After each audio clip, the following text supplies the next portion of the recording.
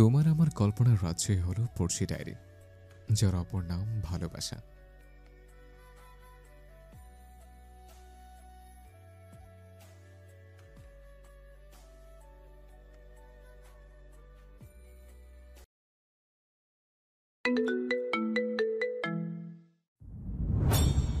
কারণ কক্ষে প্রবেশ করে আর চোখে মীরার দিকে তাকিয়ে শুধালো, 12 হাত কাপড়, 13 হাত ঘোমটা দিয়ে রেখেছে। বলে গায়ের কোটটি খুলে পাশে রেখে দিল। মীরা অজ্ঞাত কথার কোনো প্রত্যুত্তর দিল না, কারণ দাম্ভিক চেহারা একবার মীরার দিকে তাকিয়ে ফ্রেশ হতে ওয়াশরুমে চলে গেল। কারণ চলে যাওয়ার পর মীরা কোটটি হাতে নিয়ে সঠিক জায়গায় রেখে দিল। এরই মধ্যে কারণ তোয়ালে দিয়ে মুখ মুছতে মুছতে কক্ষে ফিরে এলো। গভীর কণ্ঠে বলল, আমি ড্রেস চেঞ্জ করব। চলে যাবে নাকি তোমার সামনেই চেঞ্জ করব? এবার মীরা লজ্জা পেয়ে মিনমিন গলায় বলল। আপনি কি এমনই? কারণ কিঞ্চিত কুচকে জিজ্ঞেস করলো, কেমন? না কিছু না, আমি যাচ্ছি। বলে পাশে সংযুক্ত কক্ষে চলে গেল। কারণ বাঁকা হেসে আওড়ালো, আমি কেমন সেটা আপনি উপলব্ধি করতে পারবেন না মিসেস চৌধুরী। আমি এক অদৃশ্য শক্তি, কেবল আপনার কল্পনার সীমা নাই, সীমাবদ্ধ নই। সেই সীমা পেরিয়ে নীরবে আমি গভীর প্রভাব ছড়িয়ে দেই, যেমন অদেখা ঢেউ আঘাত হানে শান্ত চলে। এরপর দরজা আটকে জামা কাপড় পরিবর্তন করে এক রঙা টি শার্টের সাথে বরাবরের মতো ট্রাউজার পরে নিল। এরই মধ্যে পিউ দরজায় ঠাক ঠাক শব্দ করে। কারণ দরজা খুলে দিলে পিউ পুনিশ করে মাথা নিচু করে আহ্বান জানালো। স্যার, ডিনার টাইম হয়ে গেছে। কারণ ভাবলেশীন ভঙ্গিমায় বলল। যাও, আসছি। পিউ একটু আমতা আমতা করে বলল, স্যার ম্যাম। কারণ আর পিউয়ের কথায় কোনো প্রতিক্রিয়া না দেখে দরজা থেকে বেরিয়ে সামনের দিকে পা বাড়ালো। পিউ কিছু একটা সন্দেহ করলো, চুপচাপ মীরাকে সম্বোধন করলো। মীরা ম্যাম। মীরা দরজা খুলে দিল। পিউ নতজানু হয়ে ফের ডিনার টাইম হয়ে গেছে ম্যাম, নিচে আসুন। বলল। মীরা হেসে কোমল গলায় বলল, আচ্ছা তুমি যাও, আমি আসছি। মীরা নিচে নেমে দেখলো ইতিমধ্যে সবাই খেতে বসে গেছে, কিন্তু সে খেতে না বসে চুপচাপ পাশে দাঁড়িয়ে রইল। তৎক্ষণাৎ আশমিনী মীরাকে দেখে খেতে খেতেই ব্যঙ্গ করে জিজ্ঞেস করলো, তা নতুন বউ কি পর্দা করা শুরু করেছো নাকি? এত বড় ঘোমটা দিয়ে রেখেছো কেন? মীরা বিভ্রান্তির মধ্যে পড়ে কি বলবে ভেবে না পেয়ে কানের উদ্দেশ্য করেই বলল, সে তার বউকে কাউকে দেখাতে চায় না, তাই ঘোমটা দিয়ে রাখতে বলেছে। এমন কথা কানের কর্ণধার হতেই সে মীরার দিকে তাকালো। ততক্ষণে তার গলা খাবার বাঁচতে শুরু করেছে, আর বাকিরা খাবার খাওয়া রেখে অদ্ভুত পূর্ব বিস্ময় কানের পানে তাকিয়ে থাকে। কারণের এমন অদ্ভুত আচরণে সবাই হতবাক। কারণ যে এমন কাজ করতে পারে এটাই তাদের কল্পনাতীত। রোমানা খেতে শুরু করে মুখ টিপে হাসতে থাকে। এদিকে কারণ কাশতে কাশতে অন্যদের দিকে তাকিয়ে বলে, পানি দাও কেউ। পিউ তাকে পানি দিলে সে তৃষ্ণা মিটিয়ে নিল। আরিয়ান বাঁকা হেসে বিদ্রুপের ছলে মন্তব্য করে, হ্যাঁ, বউ যদি অধিক সুন্দরী হয় ঘরের মানুষের সামনেও পর্দা করতে বলে। যদিও আমি হলেও তাই করতাম। আরিয়ানের কথায় রোমানার চোখে মুখে ক্রোধ লাল হয়ে যায়। রোমানা খাবার রেখে আরিয়ানের কাছে গিয়ে তেজি কঞ্চে বলে, কি বলতে চাও তুমি? আমি কি সুন্দরী নই? আসাদ তখন কথার মোড় ঘুরিয়ে বললেন, খাওয়ার মধ্যে বেশ কথা বলা হচ্ছে।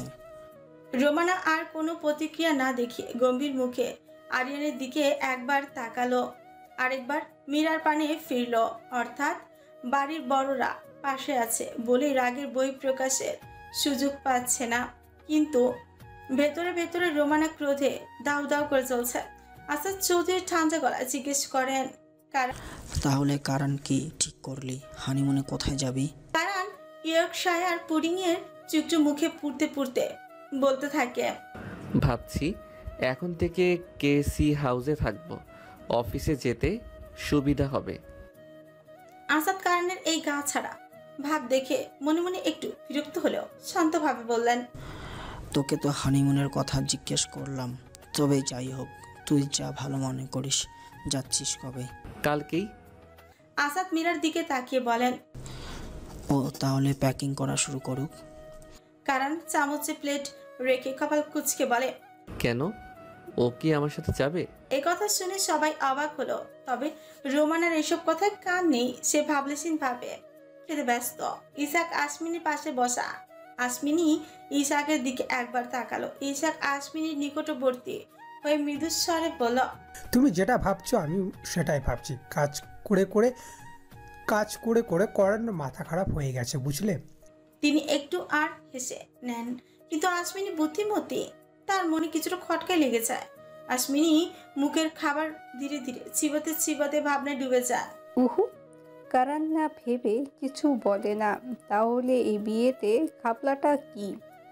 এদিকে আরিয়ান হাসতে হাসতে বলে, কেসি হাউসে তো যাচ্ছিস ছোটখাটো হানিমুনের জন্যই। তা হানিমুন কি তুই একা একা করবি? বলে সে আবার হাসতে থাকে। আরিয়ান কিছুটা নির্বোধ, হুটহাট রেগে যাওয়ার অভ্যাসে অভ্যস্ত। কখন কি বলতে হয় সে সেটা জানে না। আবার কোন কথার কি মানে তা বুঝেও তার মাথায় জট পাকিয়ে যায়। অর্থাৎ কারণ যেখানে বলে দিয়েছে সেখানে সর্বদা থাকার জন্য যাচ্ছে, তাও সে মধুচন্দ্রিমা নামক উচ্চ অর্থ বুঝে বসে আছে। কারণ আরিয়ানের কথা জবাব না দিয়ে শয়তানি হাসি হেসে মনে মনে আওড়ায়।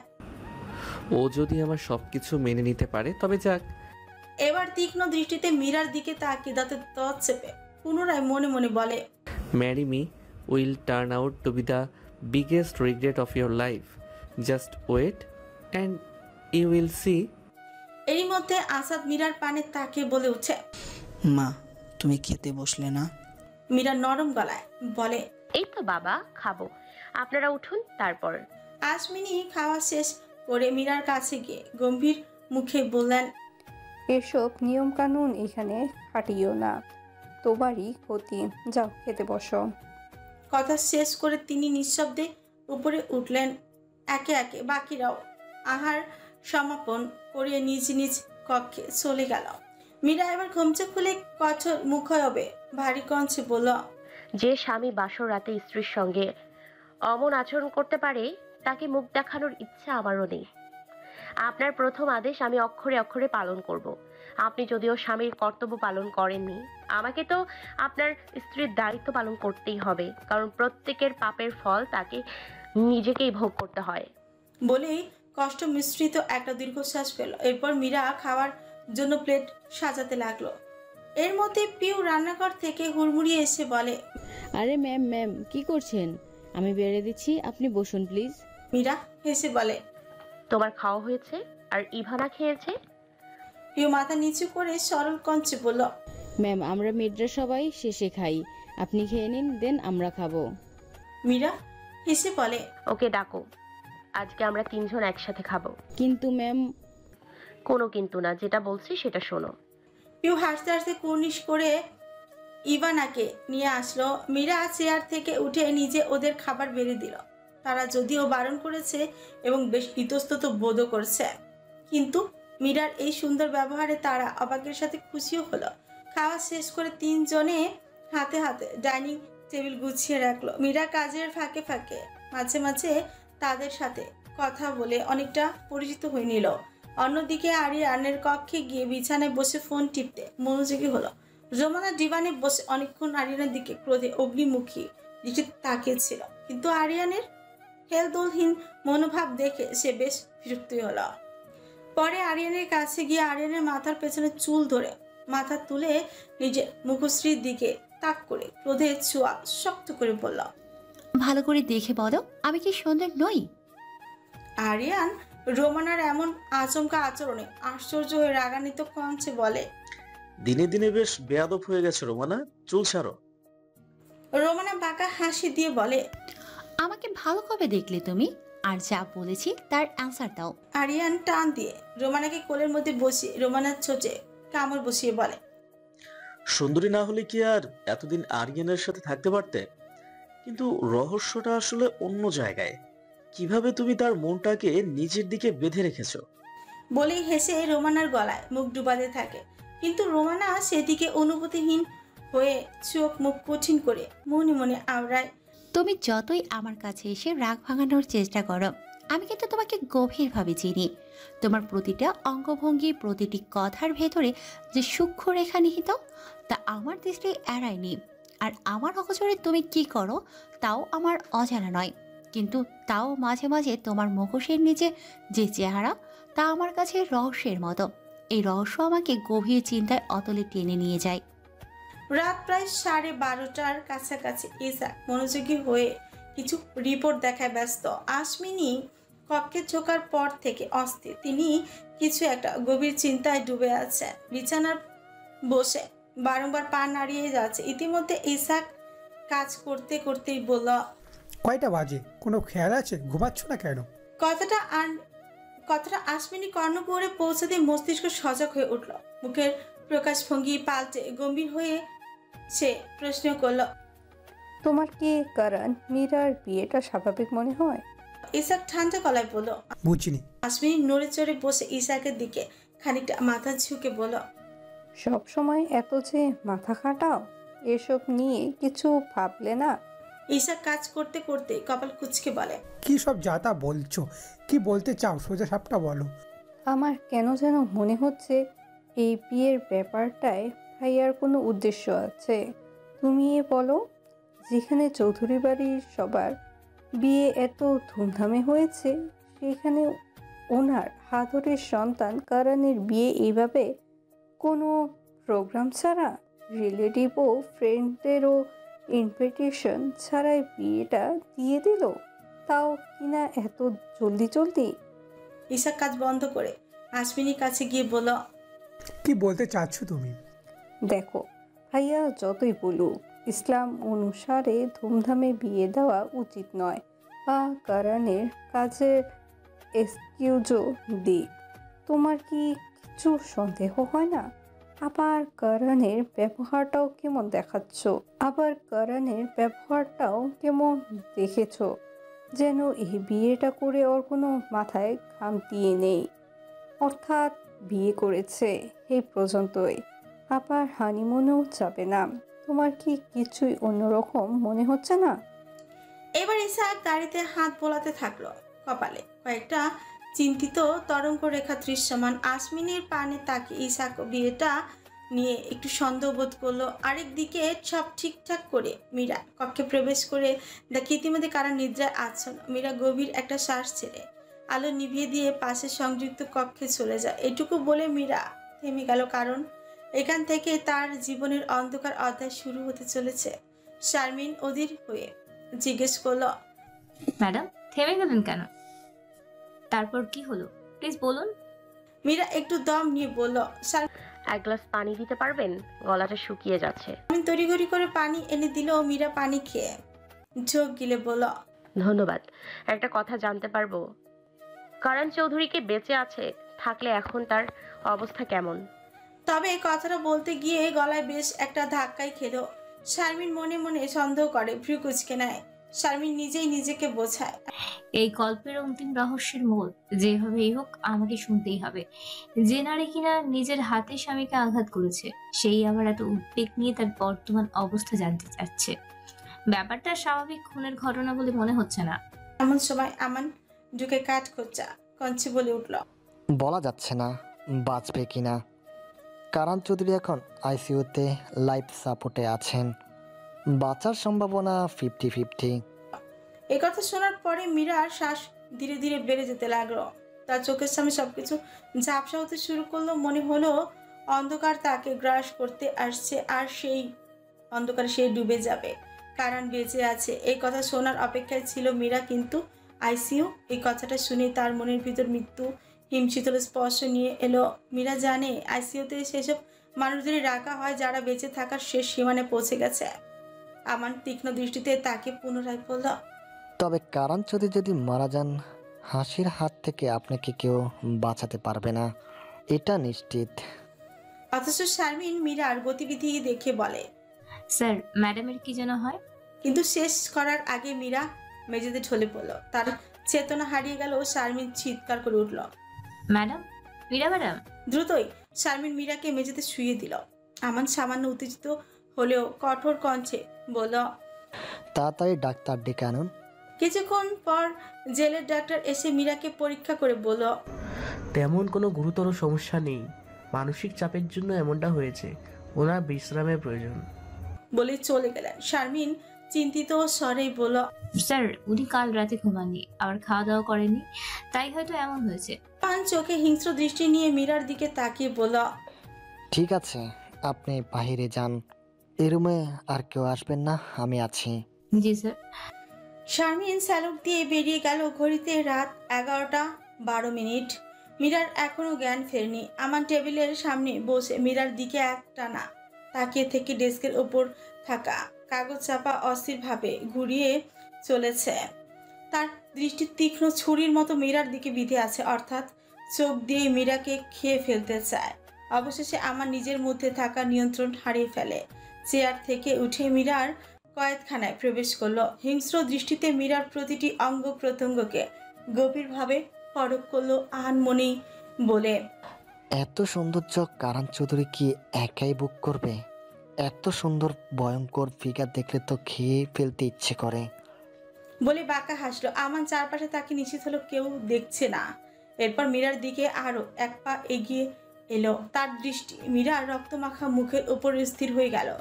মুখাবয়বের প্রতিটি কোণে রক্ত ছড়িয়ে থাকলেও সেই লালাপ আবরণ ভেদ করে উজ্জ্বল ও গোলাপি উষ্ঠধর তার মনে বিষাক্ত সাপের ফনা তুলেছে।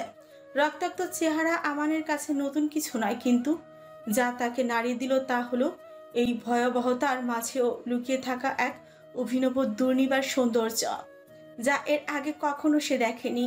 আমান ছোটের কোণে হিংস্র হাসি ফুটে মীরার দিকে এগিয়ে গেল।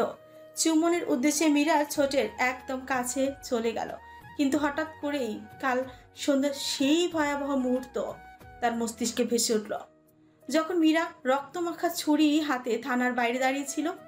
এমনটা মনে পড়তেই আমানের হৃদয়ে আতঙ্কের আবহ সৃষ্টি হলো। এই ভয়ের কারণে সে দুপা পিছিয়ে গেল। হাঁপাতে হাঁপাতে ঝোঁকিলে ভয়ার্ত গলায় বলে উঠল, এই আমি কি করতে যাচ্ছিলাম? নিজের গালে কয়েকটা সপাট থাপড়ও মারল সে। কপালের ঘামে বিন্দু বিন্দু কণা জমে রয়েছে।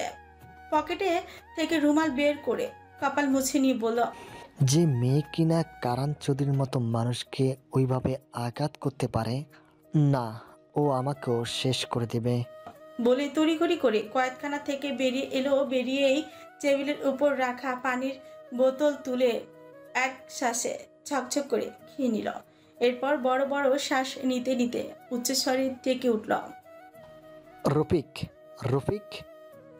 রফিক দ্রুত কক্ষে প্রবেশ করে স্যালুট দিয়ে বলল, তুমি এখানে থাকবে, সাথে আলিও থাকবে।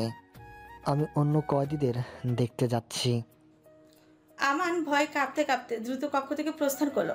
প্রভাতের আলো ক্রমশ কারাগারের সীমানায় এসে পৌঁছেছে। মীরা ধীরে সুস্থে চোখ মেলে তাকায়, কিন্তু তার দেহ যেন জীবিত হলেও মনটা মৃত। শারমিন মীরার কক্ষে প্রবেশ করে প্রথমে তার ক্লান্ত চেহারার দিকে তাকিয়ে দীর্ঘশ্বাস ফেলে। মীরাকে পর্যবেক্ষণ করে তারপর হাতের ইশারায় একজনকে খাবার আনতে নির্দেশ দিল। খাবারের প্লেটটা মীরার সামনে রেখে শারমিন নরম স্বরে বলল, ম্যাডাম কিছু খেয়ে নিন, তারপর আমাকে সব ঘটনা খুলে বলুন। কিন্তু মীরার চেহারা এমন গভীর বিষাদ, মনে হয় কোনো মৃতপ্রায় মানুষ বসে আছে। ক্লান্ত চোখ, বিবর্ণ মুখশ্রীর পেছনে লুকিয়ে থাকা ভাঙা মনের কাহিনী বুঝতে কারোরই কষ্ট হবে না। শারমিন ধৈর্য ধরে বারবার খাওয়ার কথা বলছে, কিন্তু মীরা তার কোনো কথাই শুনতে পাচ্ছে না। সে যেন একদম দিন দুনিয়ার বাইরে। শারমিন শেষমেশ বিরক্ত হয়ে গেল। হাল ছেড়ে দেওয়ার আগে তার মনে হলো মীরার যে অবস্থা, সে মুখ দিয়ে কিছু বললেও হয়তো সেটা শূন্যতে হারিয়ে যাবে। তাই সে থামলো না। মীরাকে খাওয়ানোর চেষ্টায় শেষবারের মতো অনুনয় করলো, ইনশাল্লাহ স্যার বেঁচে থাকবেন, আপনি খেয়ে নিন ম্যাডাম। শারমিনের এই কথা শুনে মীরা শুকনো চোখে ছলছল করে উঠল। অর্থাৎ সে এক টুকরো আশা বাণী মীরার ভেতরের অবসন্নতাকে সামান্য হলেও প্রাণ দিয়েছে। শারমিন বুঝতে পারলো মীরার দুর্বল জায়গা কোথায়, তার ভাঙা মন কোথায় ধাক্কা খায়। শেষ পর্যন্ত জোরাজোরির পর মীরা এক মুঠো খাবার মুখে তুলল। কিছুটা শান্তি ফিরে পেয়ে মীরা নিঃশ্বাস ছেড়ে আবারও শুরু করলো। পরদিন খুব ভোরে মীরা কিছু জিনিসপত্র গুছিয়ে নিল। শাড়ি পরিবর্তন করে নতুন শাড়ি পরে নিল, আর অন্যদিকে কারান কেবল ট্রাউজারটা বদলে একটা প্যান্ট পরে নিল। নিজের বাড়ির উদ্দেশ্যে যাবে বলে সেজে গুজে যাওয়ার প্রয়োজন মনে করেনি সে, তাই সাদামাটা ফাঁকে বেরিয়ে পড়ল। কোনো ব্যাগও নিল না। কারান নিচে নামতে মীরা ঘোমটা দিয়ে তাকে অনুসরণ করে নিচে এলো। বৈঠকখানা ইসহাক বাদে বাড়ির বাকি সবাই উপস্থিত থাকায় কারণ চাইল মীরার সাথে খারাপ ব্যবহার করার সুযোগ পেল না। ভদ্রতার খাতিরে গম্ভীর মুখে মীরার দিকে তাকিয়ে বলল, এসো। এরপর আর কিছু না বলে বাইরের পথে পা বাড়ল। মীরা আসাদ এবং আসমিনীকে সালাম জানিয়ে বিদায় নিল। এরপর দুজনই মার্সিডিজ গাড়িতে চড়ে কেসি হাউস নামক বাংলো বাড়িতে পৌঁছালো। কারণ গাড়ি থেকে নেমে ড্রাইভারের দিকে চাবি দিয়ে ছুড়ে দিয়ে বলল, পার্ক করে রেখো। এরপর গুপ্ত কোড দিয়ে দরজা খুলে ভেতরে প্রবেশ করলো। মীরা গাড়ির দরজা খুলতেই তার চোখে পড়ল বিশাল এক শীষমহল, অর্থাৎ কাচের তৈরি একটা সুবিশাল বাড়ি। বাড়িটির চারপাশে কয়েক একর জুড়ে কোনো বসতি নেই। লম্বা কংক্রিটের বাউন্ডারি দিয়ে পুরো বাড়িটি আবিষ্ট। প্রবেশপথের পাশে খোদাই করা নাম ফলক, তাতে লেখা কেসি হাউস। বাড়িটিতে আধুনিকতার ছোঁয়া থাকা সত্ত্বেও নাম ফলকটা পুরনো যুগের কারুকার্যেই করা। বোধহয় এটাই কারণের পছন্দকে আলাদা করে তুলেছে। বাড়ির প্রবেশদ্বারের সামনে দুজন রক্ষী দাঁড়িয়ে। ভেতরে ঢুকতেই দেখা গেল এক কোণে একটি মাঝারি আকারের বৃত্তাকার সাঁতার কুঞ্জ আর গাড়ি পার্কিং এর জায়গায় পৃথিবীর নামি দামি গাড়িগুলো সারিবদ্ধভাবে দাঁড়িয়ে আছে। মীরা খানিকক্ষণ দাঁড়িয়ে চারপাশে নজর বোলালো। ঠিক তখনই মধ্যবয়স্ক একজন লোক এগিয়ে এসে মীরাকে সালাম জানিয়ে বলল, ম্যাডাম ভিতরে আসুন, আমি এই বাড়ির কেয়ারটেকার ফরিদ মিয়া। আপনি গিয়ে রেস্ট নিন, আমি জিনিসপত্র নিয়ে আসছি। লোকটার সরল কথায় মীরার মন খুশি হয়ে উঠল। হেসে বলল, কেন যেন মীরার কথায় ফরিদ মিয়ার মুখ বিষণ্ণ হয়ে উঠল। তবুও সে বিনম্র কণ্ঠে বলল, আচ্ছা মীরা ম্যাডাম, আমি ব্যাগটা নিয়ে আসছি। ওয়ালাইকুম আসসালাম আঙ্কেল। গাড়িতে শুধু একটা ব্যাগ আছে, সেটা আমি নিজেই নিতে পারবো। আর আমাকে ম্যাডাম বলতে হবে না, আমি আপনার মেয়ের বয়সী। মীরা বলে ডাকলেই আমি বেশি খুশি হব। আবার ম্যাডাম বললাম তো, আমি নিজেই নিতে পারবো আঙ্কেল। খুব বেশি কিছু হলে আপনার থেকে সাহায্য নিতাম। আপনি যান, আমি আপনাকে অনুসরণ করছি। ফরিদ মিয়া হালকা হেসে সামনে পা বাড়ল। মনে মনে গম্ভীর চিন্তায় ডুবে গেল। গিয়ে বলল, এমন একটা মেয়ে কারণ স্যারের কপালে নেই, পড়লেই ভালো হতো। জানি না এই দুই বিপরীত মনের মানুষ কিভাবে একসঙ্গে থাকবে। মীরা তাকে অনুসরণ করে বাড়ির ভেতর ঢুকল। ফরিদ মিয়া দোতলার একটি ঘর দেখিয়ে বলল, এটাই কারণ স্যারের রুম। মীরা ঘরে ঢুকতেই দেখলো কারণ ইতিমধ্যে পোশাক বদলে ল্যাপটপ নিয়ে বসেছে।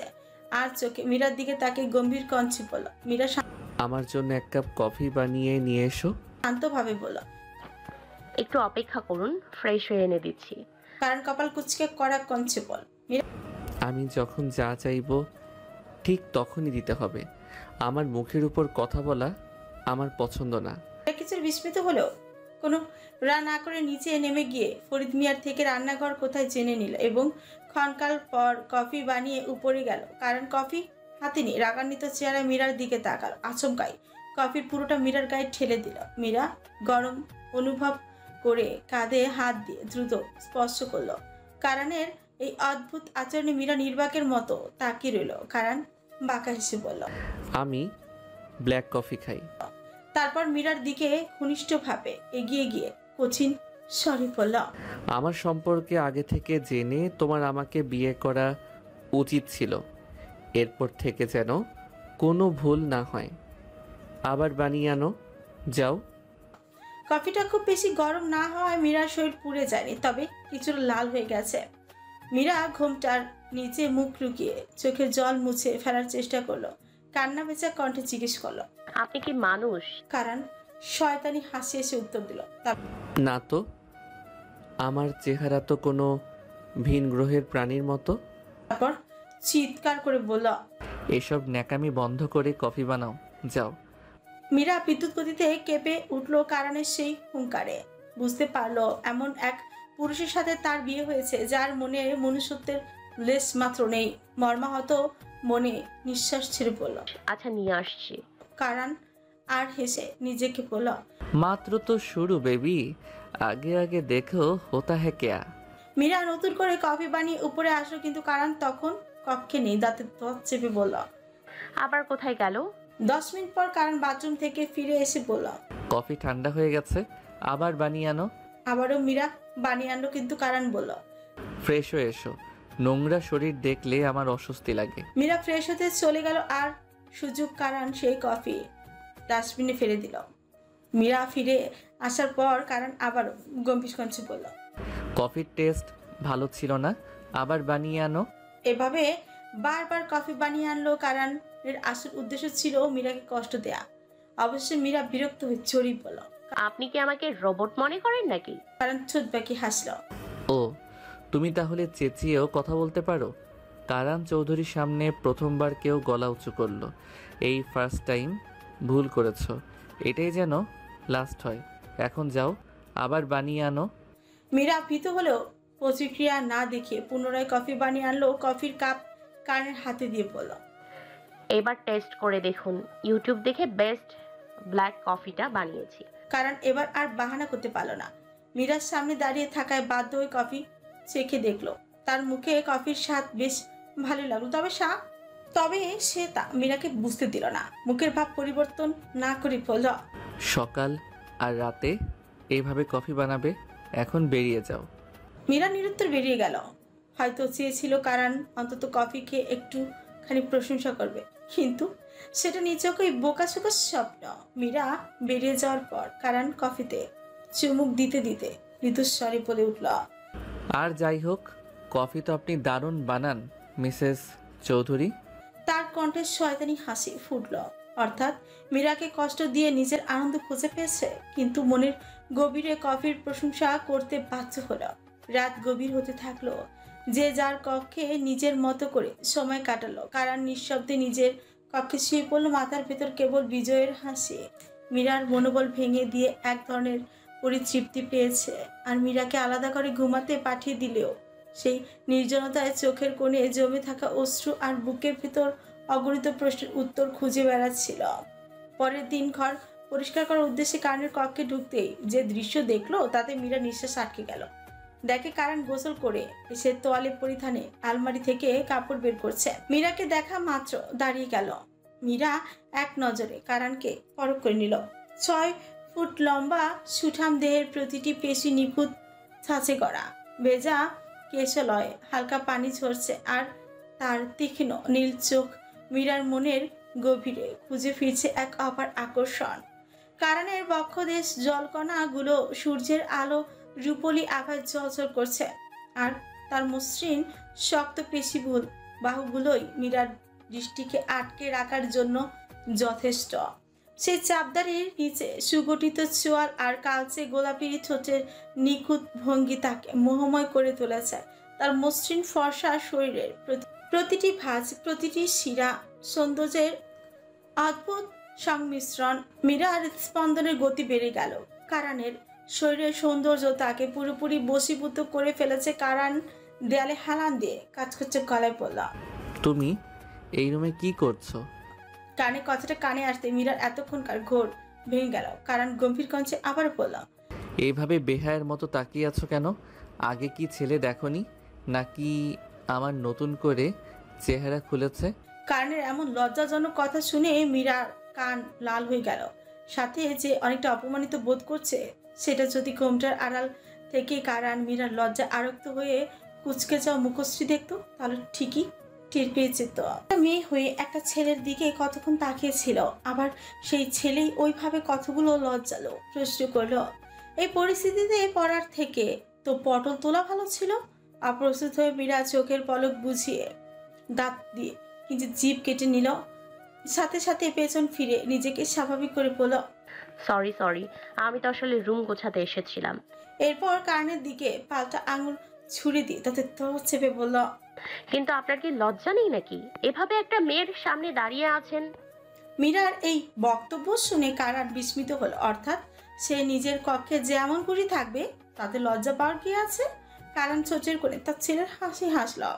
হিউমারাস, আমার কেন লজ্জা করবে? আর আমার তো সমস্যা নেই এভাবে থাকতে। কি কি সব বলছেন? হ্যাঁ, যান অন্য রুমে গিয়ে জামা কাপড় পরে আসেন। কারণ মীরার লজ্জা দেখে কিছুটা বিস্মিত হলেও এখন বেশ মজা পাচ্ছে। এরপর তির্যক হেসে ধীরে ধীরে মীরার দিকে অগ্রসর হলো। মীরার কানের কাছে গিয়ে হিসি বলল, কেন, তোমার কি লজ্জা লাগছে? ইফ ইউ ওয়ান্ট, আমি টাওয়েলটাও খুলে ফেলতে পারি। এতক্ষণ লজ্জার পরিমাণ সাধারণ পর্যায়ে থাকলেও এবার মীরার লজ্জা সপ্তম আকাশ ছিল। হোক তারা স্বামী স্ত্রী, কিন্তু এখন তো তাদের মধ্যে সাধারণ পতি পত্নীর মতো সম্পর্ক নেই। মীরা এক পলক নেত্রপল্লব বুঝিয়ে ফের খুলে মিনমিনিয়ে গলায় বলল, ছি আল্লাহ, একটা মানুষ এতটা লজ্জাহীন কিভাবে হতে পারে? মীরার লজ্জা আর অস্বস্তি দেখে কারণের মনে এক ধরনের খোশ মেজাজি উন্মাদনা দেখা যায়। আর হাস্যনাতক মুখায়বের দিকে নজর দিলেই বোঝা যায় এই মুহূর্তে সে গভীর আনন্দে অনুভব করছে। হঠাৎ করেই একটি খুকি কাশি শব্দ তুলে অদর প্রসারিত করে সে কিছুক্ষণ হেসে উঠল, পরে ফিসফিস করে বলল, কেন? তোমার তো রাইট আছে তোমার হাজবেন্ডকে সম্পূর্ণ দেখার। আমি না হয় টাওয়েলটা খুলেই ফেলি, তারপর তুমি তোমার হট সেক্সি হাজবেন্ডকে দেখো। আস্তাগফিরুল্লাহ, হে আল্লাহ, আমি অন্য রুমে গেলাম, আপনি তাড়াতাড়ি চেঞ্জ করুন প্লিজ। বলে মীরা দ্রুত দরজা থেকে বের হতে গেল, কিন্তু কারণ মীরার সামনে দাঁড়িয়ে দু হাত ছড়িয়ে তার যাওয়ার পথ আটকে দিল। এরপর হেসে বলল, না, আমি তো তোমার সামনেই চেঞ্জ করবো বেবি। মীরা ঘন ঘন নিঃশ্বাস ত্যাগ করে বলল, এখন এবার কিন্তু অনেক খারাপ হয়ে যাচ্ছে, আমার মোটেও আপনাকে ওইভাবে দেখার ইচ্ছা নেই। না, তোমাকে দেখতেই হবে সোনা, আমি কিন্তু খুললাম। বলে কারণ তোয়ালেতে হাত দিতে মীরা কানের হাতের নিচ থেকে বেরিয়ে যেতে যেতে বলল, আমি গেলাম বাবা। মীরার প্রস্থান করার সঙ্গে সঙ্গে কারণ খিলখিল করে হাসিতে ভরে উঠল। এটা তার গভীর চেহারার পেছনে গাঢ় আবেগের দুর্লভ প্রকাশ। ক্ষণকাল বাদে কারণ পোশাক পরিবর্তন করে সাধারণ ঘরোয়া ধরাচোড়া পরিধান করে সিঁড়ি থেকে নিচে নামতে থাকলো। কারণকে নজরে পড়তে মীরা মনে মনে ভেঙচি কেটে বলল, নির্লজ্জটাই আসছে। কারণ উচ্চস্বরে সম্ভাষণ করে, ফরিদ কাকা। ফরিদ রান্নাঘর থেকে বৈঠকখানায় এসে নরম গলায় বলল, জি স্যার। কারণ মীরাকে উদ্দেশ্য করে বলল, মীরা এখন থেকে ফরিদ কাকা বাহিরের সব কেনাকাটা করে আনবে, ঘরের সব কাজ তোমাকে করতে হবে। ঘর ঝাড় দেওয়া, ক্লিন করা, রান্না করা, ডিশেস ওয়াশ করা, গার্ডেনে পানি দেওয়া, এভরিথিং তোমাকে করতে হবে। যদি সম্মানহানির ব্যাপারটা না থাকতো বাজারটাও তোমাকে দিয়ে করাতাম। নির্লিপ্ত কণ্ঠে বলল, আচ্ছা ঠিক আছে, আমার এমনিতেও কাজ করতে ভালো লাগে।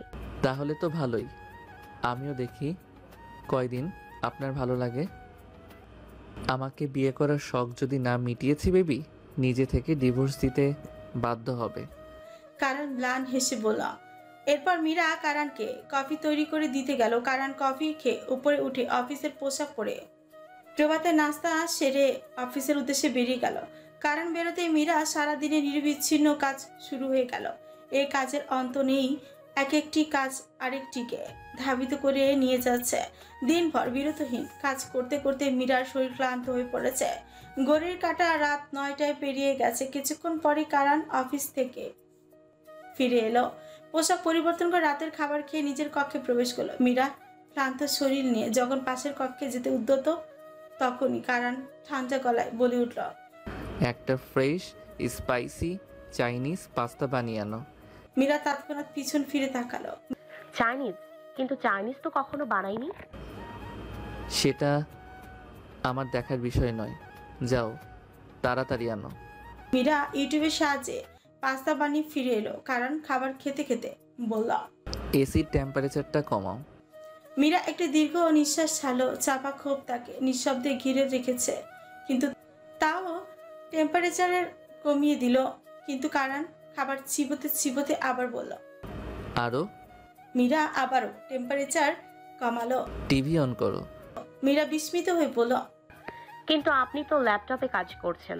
কারণ গম্ভীর কণ্ঠে বলল, তোমাকে বেশি কথা বলতে বারণ করেছি। মীরা কারণের দিকে তাকিয়ে অজ্ঞতা টিভি অন করলো, কিন্তু দেখলো কারণ টিভির দিকে চোখ তুলে তাকাচ্ছে না। চ্যানেল চেঞ্জ করো আর এক গ্লাস পানি দাও।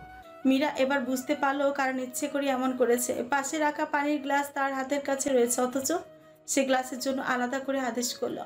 পানির গ্লাস হাতে দিয়ে মীরা কটমট করে তার দিকে তাকালো। কারণ পানি খেয়ে ভাবরিসীন ভাবে পায়ে চাপ দিতে দিতে বলল, পায়ে প্রচুর পেইন হচ্ছে, ম্যাসাজ করে দাও তো। এবার মীরা বিরক্ত হয়ে রাগান্বিত কঞ্চে বলল, কারণ আপনার কি আমাকে চাকরনি মনে হয়? তার ছেলের হাসিতে বলল, স্বামীর সেবা করা যে স্ত্রীর ধর্ম সেটাও কি জানো না? সেই মনীয়। মীরা মনে মনে বলল, আপনি কি স্বামীর ধর্ম পালন করছেন? কিন্তু সে মুখের ওপর কথাটা প্রকাশ করতে পারল না। এমন বদমেজাজি রক্সটা পুরুষকে পাল্টা দেওয়ার মানসিকতা তার ছিল না। কারণ ল্যাপটপের কাজ করতে করতে ভারী গলায় বলল, আর তোমার যদি এতই সমস্যা হয় দরজা খোলা আছে, ইউ ক্যান গো।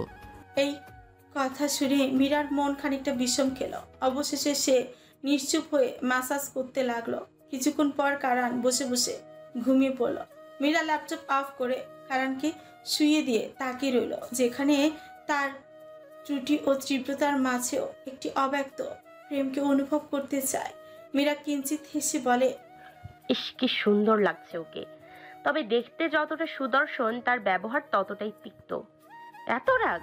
কিন্তু আমি তো আপনাকে অনেক আগে থেকেই ভালোবেসে ফেলেছি। কারণ বিয়ের আগে থেকেই আপনার সঙ্গে সম্পর্কিত হাজারো স্বপ্নে ভেসেছি। বলুন, আমি কি করব? একবারও কি আমাকে ভালোবাসা যায় না? এইসব প্রশ্ন মীরার মনে ভিড় করতে লাগলো। প্রতিটি কৌতূহল তাকে আরো গহীনে টেনে নিয়ে যাচ্ছে। সহসা ঘুমের মধ্যে কারণ মীরাকে শাসালো। মেসেজ করছো না কেন? মেসেজ করো। মীরা সারাত না ঘুমিয়ে পরিশ্রান্ত শরীরে মালিশ করতে থাকলো। একই সঙ্গে কারণকে নিয়ে নানা প্রশ্নের জালে ভাসতে লাগলো। তার মনে প্রেমের অনুভূতি ও হতাশা দুটি একই সরল রেখায় অবস্থান করছে।